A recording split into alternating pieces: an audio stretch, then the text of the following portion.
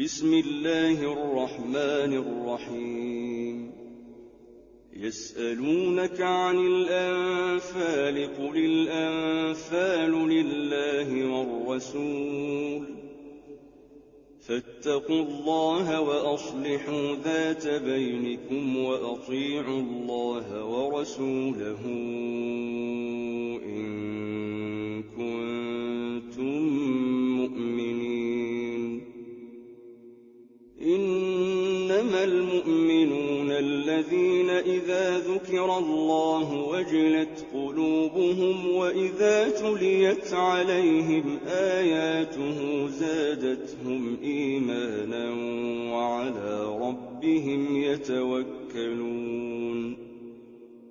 الذين يقيمون الصلاة ومما رزقناهم ينفقون أولئك هم المؤمنون حقا لهم درجات عند ربهم ومغفرة ورزق كريم. كما أخرجك ربك من بيتك بالحق وإن فريقا من المؤمنين لكارهون يجادلونك في الحق بعدما تبين كأنما يساقون إلى الموت وهم ينظرون.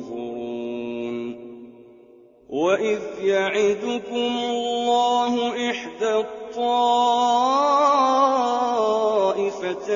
أنها لكم وتودون أن غير ذات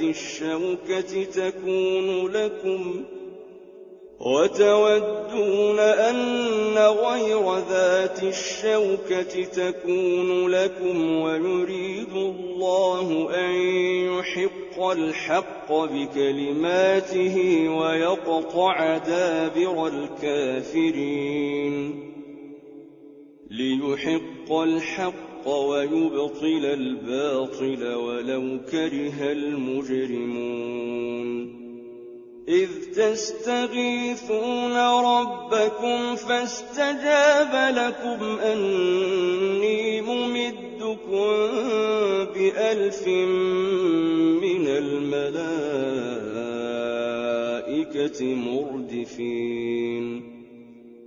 وما جعله الله إلا بشرى ولتطمئن به قلوبكم وما النصر إلا من عند الله إن الله عزيز حكيم.